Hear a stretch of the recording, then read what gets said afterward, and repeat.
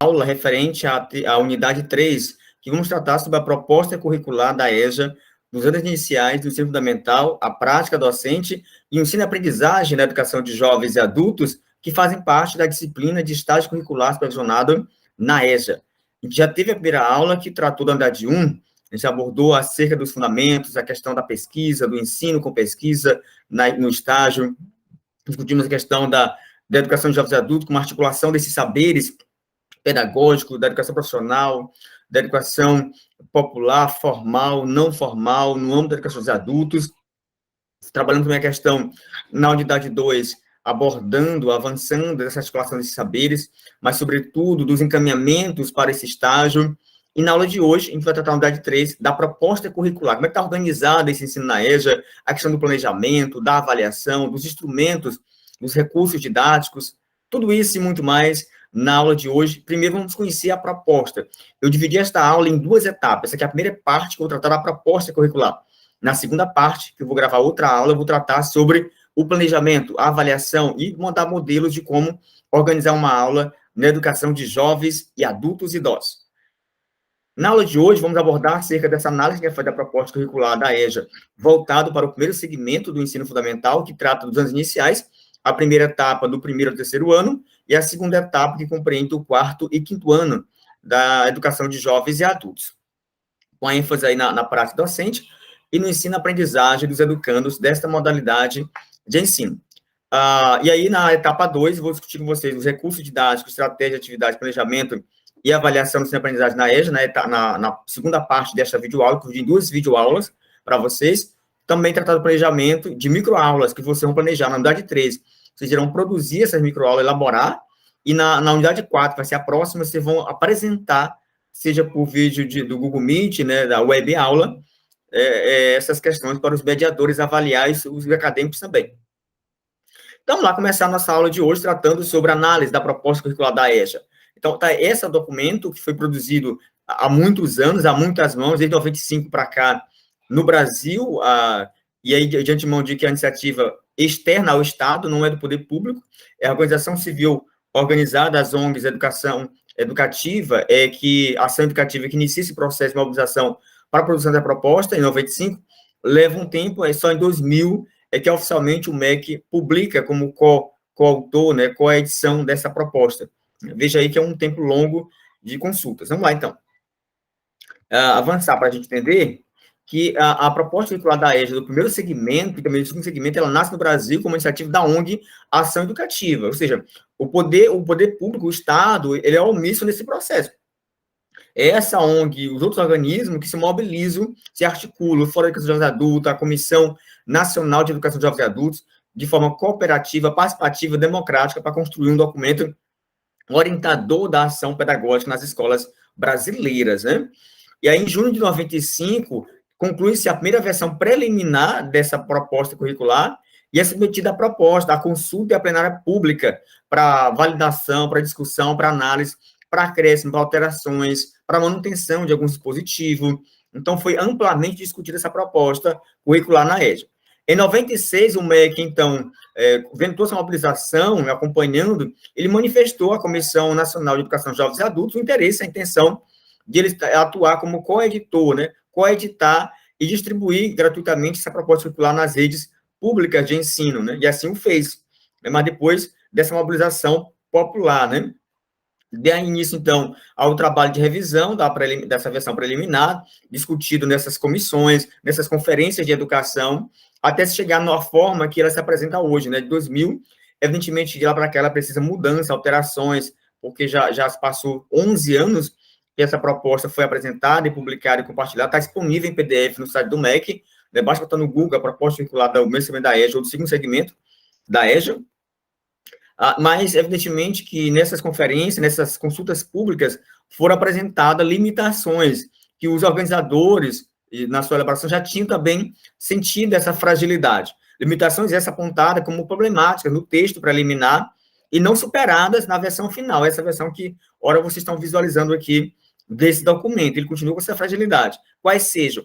A abrangência, que era os anos iniciais, ela não atendia o Fundamental 2, só o Fundamental 1, e aí ela é restrita a esse segmento. Depois, aqui em 2002, que é publicada a de 2000, a versão para o segundo segmento do ensino fundamental 2, as áreas de conhecimento, que era restrita à ideia de língua portuguesa, matemática e estudo da sociedade e natureza, e tinha a ausência de orientações específicas de educação artística, de como trabalhar as artes nesse segmento da EJA, como trabalhar a educação física e a educação para o trabalho. Então, não tinha essas orientações pedagógicas, orientadoras, não tratava disso.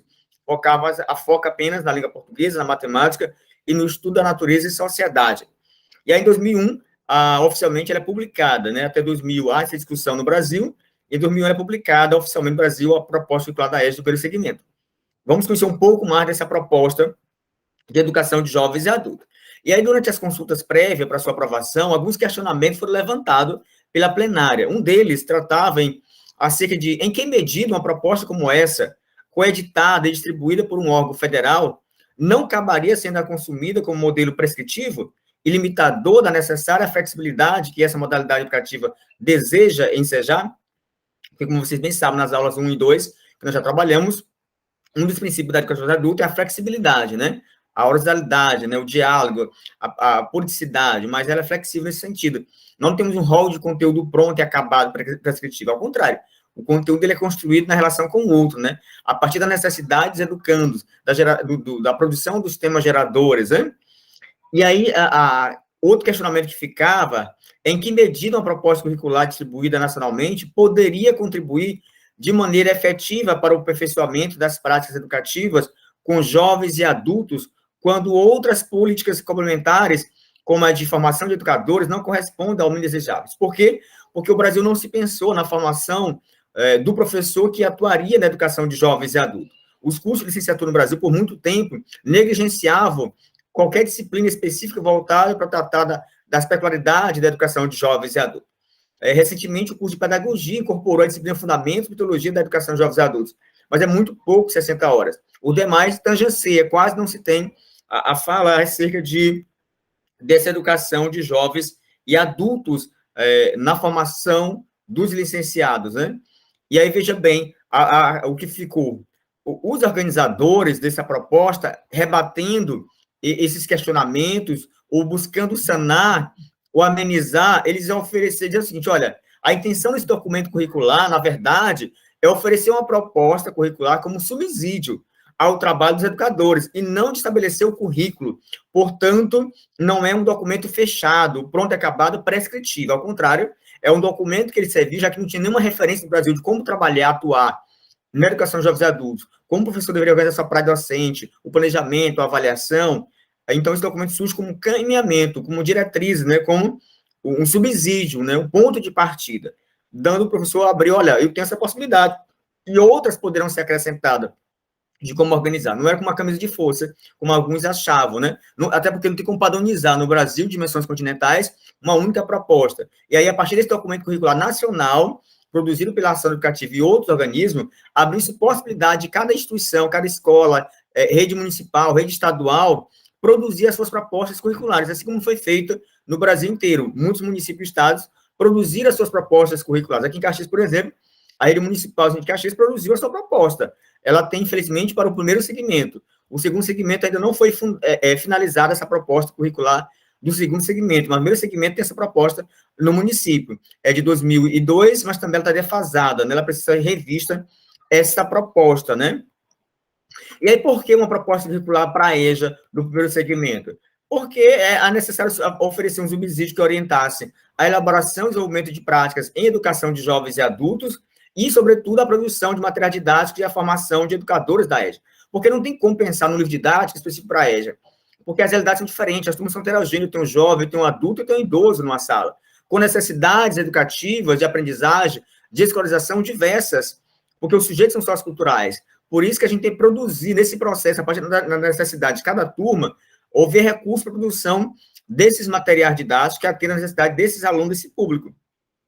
Então, o ideal da educação popular, que é a referência importante na área de educação de jovens e adultos e idosos, destaca o valor educativo do diálogo, da conversa, do ouvir o outro, do diálogo, da construção participativa das aulas, da geração de temas geradores e a consideração do educando como sujeito ativo possuidor de saberes que deve ser reconhecido. Ele tem experiências, vivências, e esse saber produzido historicamente por esses adultos e idosos da educação de jovens adultos deve ser apropriado pelo professor para trabalhar nessas aulas, né?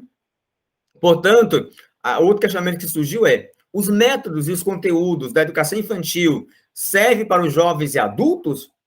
Quais a especificidade dessa faixa etária?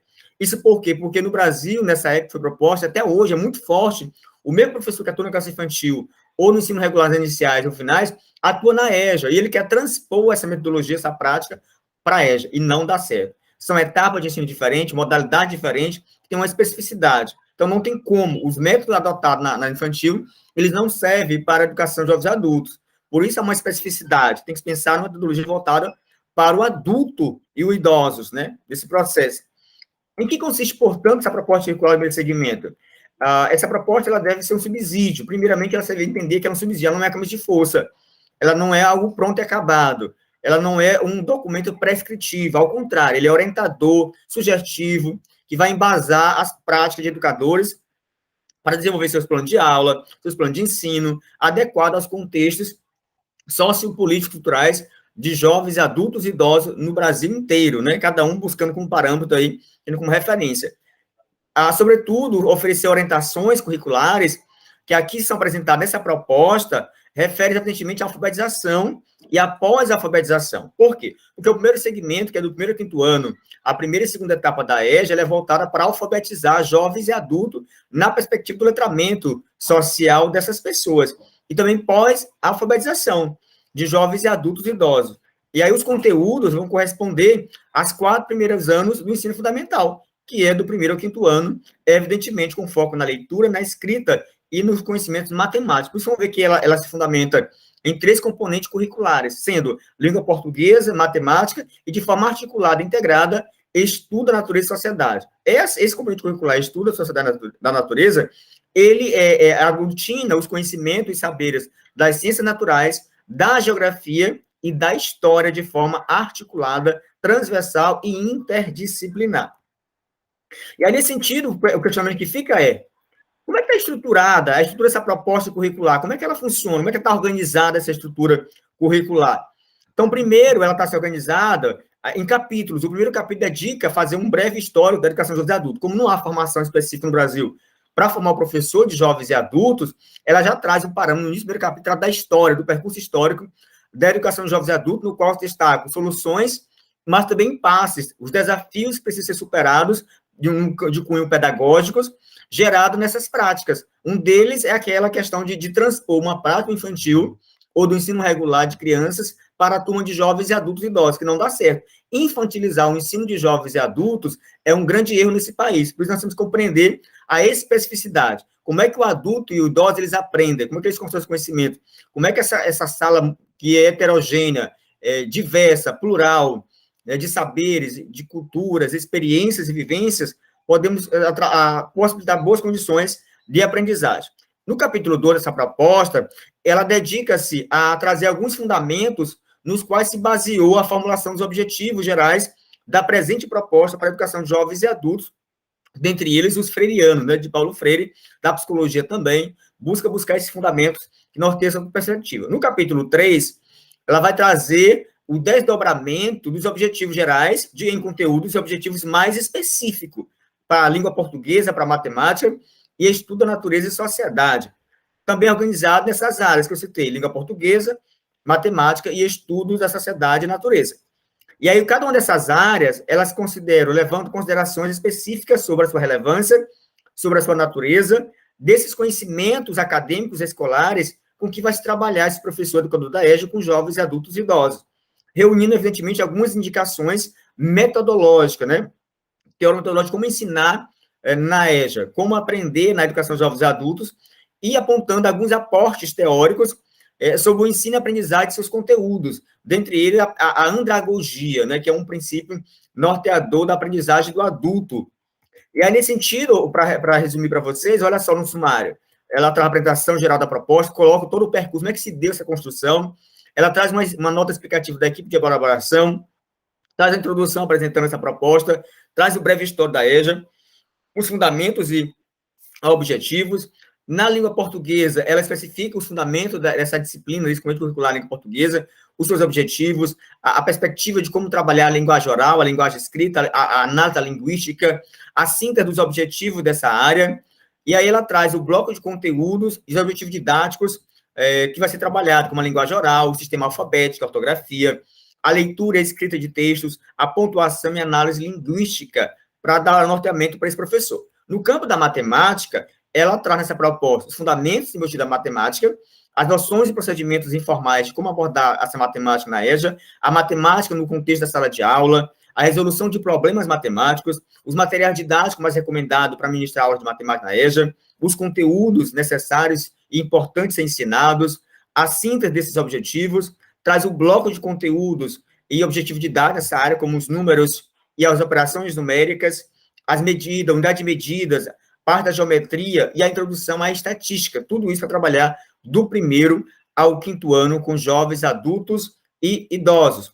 No campo da natureza e sociedade, ela dá ênfase aos estudos, os fundamentos dessa área de conhecimento, que é a história, a geografia e ciências naturais, trabalhando os conteúdos, os conhecimentos dos jovens e adultos e as aprendizagens escolares, nesse campo da estudação da natureza, as estratégias de abordagem dos conteúdos, as fontes desse conhecimento que é produzido, faz uma síntese desses objetivos da área de estudação da natureza e apresenta os blocos de conteúdos e objetivos didáticos.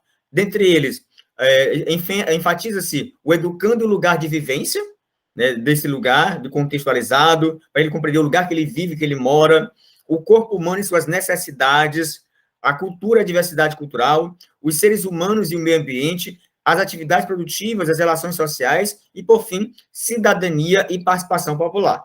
Finalizando a proposta, os autores propõem encaminhamentos para como planejar e avaliar na educação de jovens e adultos. E finaliza apresentando a vasta bibliografia e o índice pormenorizado desta proposta. Vamos conhecer um pouco mais sobre isso. Então, a proposta da EJA do segmento, ela sugere que seja considerado na elaboração do currículo escolar, o professor educador, a escola, a gestão, possa pensar na diversidade do público que se destina, que é jovem, adultos e idosos, de diferentes ritmos e tempos de aprendizagem e itinerários formativos, a geração de modelos que atendam às realidades específicas em relação aos alunos e a organização do trabalho pedagógico, como a carga horária, a duração sequenciada do ensino, porque uma saída é trabalhar por sequências didáticas ou projeto didático na educação dos adultos, a composição de turmas, entre outros, obedecendo à idade, à faixa etária, para evitar os conflitos intergeracionais. Outro encaminhamento que fica é a seleção e distribuição dos conteúdos curriculares, que considera o desenvolvimento da personalidade dos alunos e o atendimento às redes sociais.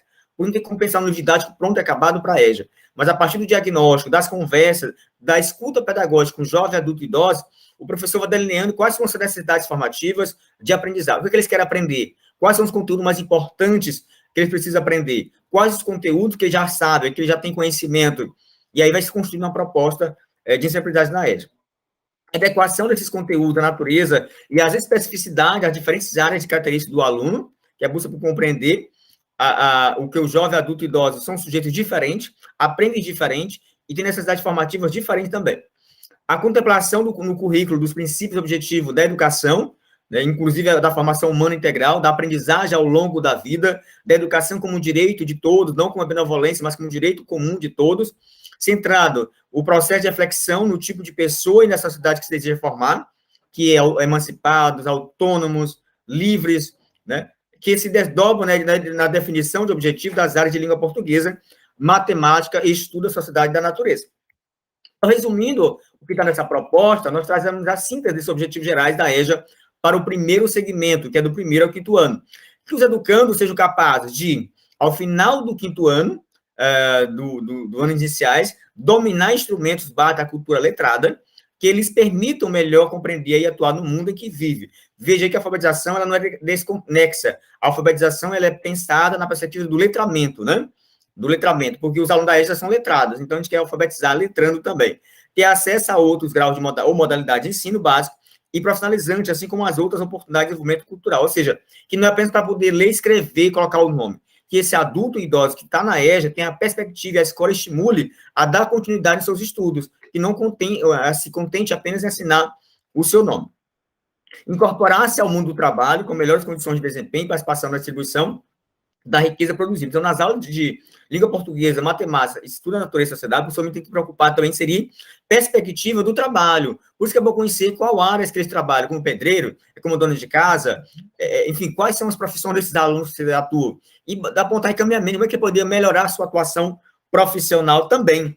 Valorizar a democracia, desenvolvendo atitudes participativas, conhecer direitos e deveres da cidadania. Por isso que as aulas da EJA é um momento de exercício da cidadania, da democracia, que a participação, a aula é feita com os estudantes da educação dos jovens adultos, não para eles.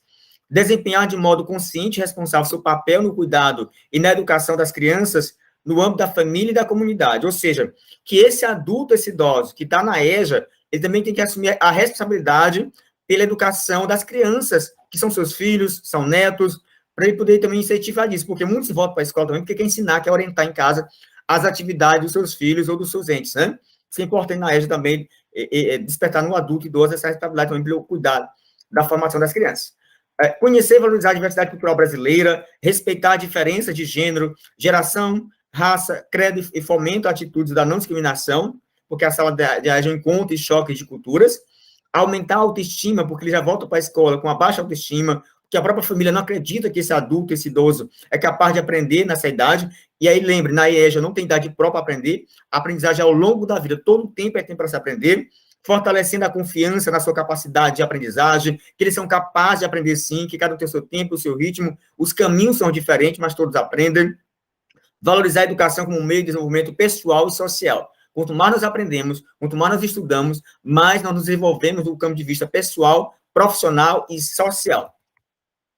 E aí, por fim, reconhecer e valorizar os conhecimentos científicos, históricos, assim como a produção literária e artística como patrimônios culturais da humanidade. Quer dizer, além de valorizar os conhecimentos prévios que eles têm, também que eles se apropriem dos conhecimentos historicamente produzidos pela ciência, exercitando sua autonomia pessoal com responsabilidade, aperfeiçoamento, a convivência em diferentes espaços sociais. E aí, por fim, a finalizar essa parte nossa, as áreas de conhecimento e conhecimento são essas: língua portuguesa, voltada para a alfabetização e letramento, matemática, para os cálculos e operações matemáticas, a natureza e sociedade, que é ciências naturais, geografia e história, de forma articulada. Por fim, para finalizar essa aula nossa, daqui a pouco eu volto na segunda parte, mostrando o planejamento, recursos e avaliação, eu finalizo minha aula de hoje dizendo para vocês a seguinte reflexão: é fundamental que os professores e professoras dos sistemas públicos de ensino saibam trabalhar como alunos da EJA, utilizando metodologias e práticas pedagógicas capazes de respeitar e valorizar suas especificidades. Como fazer isso? Na próxima aula, convido vocês, fiquem comigo, para que a gente possa compreender como planejar, como avaliar, que recurso utilizar nas turmas de educação de jovens e adultos. Tá aí nossas referências, que é Paulo Freire, do livro dele, A Pedagogia do Oprimido, e a Educação como Prática da Liberdade. E aí a proposta curricular da EJA, segmento, produzida, organizada por Vera Maria Massacão Ribeiro, lá em 2001, publicada pelo MEC também, pela Ação Educativa. Como a aula não para, convido você a ler essa proposta, está disponível no AVA do IFMA, acesse o seu curso de pedagogia, tenha tudo isso para que a gente possa avançar nas nossas aulas, sobretudo para ampliar nossos conhecimentos.